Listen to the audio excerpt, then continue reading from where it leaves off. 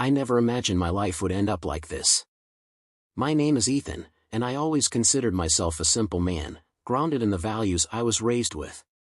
I came from a modest, hard-working family, and growing up, I was taught that loyalty, honesty, and integrity were the cornerstones of any relationship.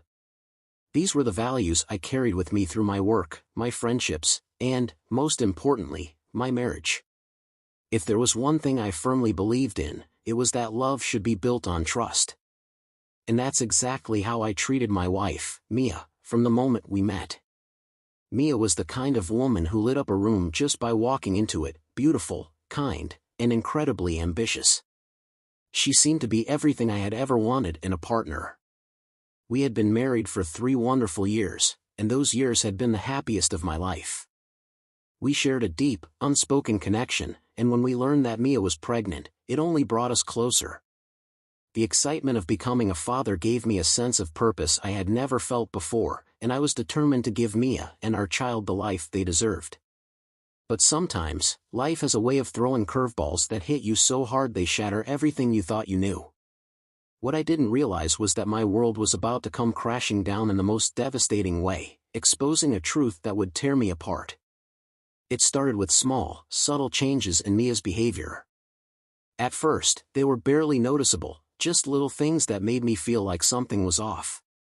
Mia, who had always been so open and transparent with me, suddenly seemed distant. She would often drift off into deep thought, staring at nothing, as if her mind was somewhere else entirely. When I asked her if everything was okay, she would offer a reassuring smile and tell me everything was fine. But the look in her eyes, the emptiness, was unmistakable. Something was wrong, and I could feel it in my bones. Then came the late nights. Mia had always been ambitious, driven, and willing to put in the extra hours to achieve her goals. I respected that about her, it was one of the things I admired most. But suddenly, those late nights at work became more frequent. She would come home late, sometimes well past midnight, barely muttering a word before collapsing into bed, exhausted. When I asked her about it, she would brush it off, telling me work was just demanding due to an upcoming promotion. I tried to be understanding, to support her in every way I could, but something about her explanations didn't sit right. Her phone was another cause for concern. Mia had always been protective of her privacy, but lately, it had reached a new level. She would keep her phone close to her at all times, never leaving it unattended, and if it buzzed while we were together, she would check it quickly and nervously, setting it face down without saying a word. I asked her about it once, casually, trying to play it off, but her tight-lipped smile and the hollow excuse she gave, that it was just work, felt like a lie. I tried to push the growing doubts aside, telling myself I was being paranoid. Maybe she was just stressed, juggling her pregnancy and her career. But every night, as I lay next to her, I couldn't shake the gnawing feeling that something was very wrong. The woman I had once known so intimately seemed like a stranger, slipping through my fingers no matter how hard I tried to hold on. Then, one day, it all came crashing down. The unraveling began like any other ordinary day. Mia left for work early, barely kissing me goodbye in her hurry to get out the door. I watched her leave, a familiar pang of uncertainty settling in my chest. I tried to push it away, telling myself I needed to focus on my own work, my own life. But that nagging feeling refused to let go. It was as if I was living with a stranger, a woman who had become a mystery to me, and that realization stung more than anything. Later that afternoon, I received a text from my close friend, Mark, asking if we could meet up for a quick coffee. Mark was one of my oldest and most trusted friends, the kind who had seen me through every phase of my life. But his tone in the message felt urgent, almost anxious. I couldn't place it, but something about it made me uneasy. When I met him, he looked more serious than usual. His eyes scanned the crowded cafe, as though he were looking for the safest way to say whatever was on his mind. Finally, he leaned in, his voice low. "Ethan, there's something I need to tell you. I don't know how you're going to take this, but you deserve to know." My heart started pounding. Every suspicion, every doubt that I had pushed deep down, began to surface. I knew, somehow, that this conversation would change everything. Mark took a deep breath and continued, "It's about Mia. I saw her the other night. But she wasn't alone." He hesitated, as if struggling to find the right words. "She was with someone, her boss, to be exact. And it didn't look professional. They were at a small, dimly lit restaurant, tucked away in a corner. I could tell by the way they were looking at each other that it was more than just a work dinner." I sat there, frozen, as if the very air had been sucked out of my lungs. Mark's words echoed in my mind, but I couldn't process them. My thoughts raced as images of Mia's late nights, her secretive phone, and her distant behavior all clicked together like pieces of a cruel puzzle. I had been blind to it all until now. Desperation took over. That night, after Mia had fallen asleep, I grabbed her phone. My hands shook as I scrolled through her messages, her photos, praying that Mark had been wrong, that there had been some mistake. But then I found it, the undeniable evidence. A stream of messages between Mia and her boss, each one more damning than the last. Words that left no room for doubt. The stolen moments, the whispered promises, the betrayal, all hidden behind her late nights at work. I felt my heart shatter as I read each message, each one sinking me deeper into a pit of anger, pain, and disbelief.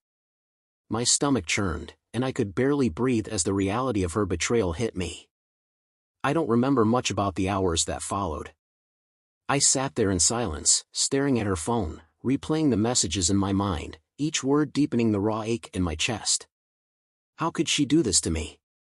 The woman I loved, the mother of our unborn child, had betrayed me with the one person I thought she could trust. The betrayal felt like a knife twisting deeper and deeper into my soul, and the wound it left refused to stop bleeding. I couldn't keep it bottled up any longer. As Mia stepped through the door, her face lit up with a tired but warm smile, the same smile that once made me feel safe, complete. But now, all I saw was a mask, something hiding the lies beneath. My heart hammered as the truth I had been avoiding finally confronted me head-on. I had to speak. I waited until she had put her things away, then I confronted her. My voice was steady, colder than I'd ever heard it, as I held up her phone, the very evidence of her betrayal. The moment her eyes landed on the screen, I saw her expression change from confusion to shock, then to something I can only describe as shame. But I wouldn't let her speak. Words tumbled from my mouth like a storm, accusations, hurt, and anger that had been building for days. "How could you do this, Mia? How could you betray me like this? We're having a child together, for God's sake." My voice cracked as the weight of it all overwhelmed me. "All those nights you said you were working late, was this your idea of loyalty?" Mia stammered, her words fumbling in an attempt to explain, to justify what had happened. She reached for my arm, but I jerked away, repulsed by the thought of her touch. "Ethan, please, I didn't mean for this to happen. It was a mistake. I was confused, stressed with work, with the pregnancy. It just happened." Her words only fueled the fire of my anger. "It just happened? That's your excuse?" My voice roared, torn between the love I still felt and the growing hatred that was poisoning every memory we'd ever shared. "You had a choice, Mia. Every single time you chose him over me, over us." The confrontation dragged on. Her desperate pleas, her apologies, and her hollow promises to fix things only made my resolve harder. She promised to end it all, to make things right, but I was beyond the reach of forgiveness. All I could see was her betrayal, a wound that no apology could ever heal. Finally, I looked her in the eyes, my voice cold and final. "You destroyed us, Mia. You destroyed everything we had."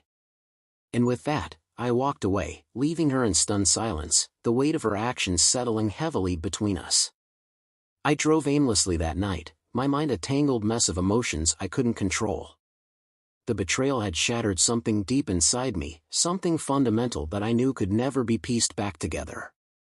Every memory, every promise we'd made now felt tainted, like a lie I'd been too blind to see. I was angry, yes, but beneath that anger, there was a raw, festering wound of sadness, one that made my chest feel heavy and hollow all at once. I parked in a quiet, empty lot, lost in thought. I couldn't stop thinking about the days when Mia and I had first fallen in love, the stolen glances, the late-night talks, the future we'd planned together. All of it seemed so distant now, like memories from someone else's life. She had been my best friend, my confidant, the woman I had wanted to build a family with. Now, all I could feel was the bitter sting of betrayal gnawing at my heart, leaving nothing but anger in its wake. That night, something inside me snapped. I couldn't let her get away with this. She had taken everything from me, my trust, my love, my future as a father, the family I had dreamed of. I was done being the forgiving husband. I wanted her to feel the same pain, the same devastation that she had inflicted on me. But revenge, it had a way of consuming you. It twisted you into someone you hardly recognized. I knew if I went down this path, there'd be no turning back. I started planning every detail, every move calculated with precision. Mia loved her career more than anything, more than me, even more than our marriage. Her position, her reputation, were things she clung to tightly. So I'd take that away from her, piece by piece, until she felt the emptiness she had left me with. The next morning, I began making phone calls, reaching out to people in her company, planting quiet whispers about her and her boss. Little by little, I seeded doubt in her world, letting it crumble from within, just as mine had. And over the following days, I saw the change in her. Worry etched itself onto her face. Her confident smile, the one I'd once adored, faded, replaced by a thin mask of anxiety. Watching her unravel was supposed to bring me satisfaction, but instead, I felt emptier than I ever had before. The revenge that consumed me left me hollow, just as she had left me. In the weeks that followed, I watched Mia's world fall apart. The rumors I had spread did their job well, casting a shadow over her career, her relationships, her carefully constructed reputation. Her boss, the man she had risked everything for, began distancing himself, likely fearing for his own position. Mia grew more isolated, trapped in the web of consequences she had spun for herself. With each passing day, I waited for the satisfaction I believed revenge would bring me. But it never came. Instead, I felt emptier, more desolate than I ever imagined. Seeing her suffer didn't heal my wounds or rebuild my broken heart. It only made me realize the price of my actions. It was in the quiet moments after the storm had passed that I understood. I had been consumed by my anger, my bitterness. I had let the betrayal strip away pieces of myself I hadn't even realized I was losing. I had thought that hurting her would restore my dignity, my pride, but it had only left me feeling more hollow, a shadow of the man I once was. One evening, as I sat alone in our empty house, I finally let go. I looked around at the memories that surrounded me, the photos on the walls, the reminders of the life we had shared, and I understood something I hadn't wanted to admit. If I wanted peace, if I wanted to truly heal, I would have to forgive, not for her sake, but for mine. Revenge had been a poison, a quick, easy way to address a wound that required far more than retaliation to mend. Slowly, I began the process of rebuilding. I focused on myself, on rediscovering the parts of me that had been buried under the weight of betrayal and anger. It wasn't easy. It wasn't quick. But step by step, I found a path forward, one that was mine alone, untouched by the pain Mia had left behind. In the end, I didn't get the revenge I thought I wanted. What I got was something far more valuable, a chance to move on, to find peace in a life beyond the pain she had caused. And as I took that first step forward, I finally felt free.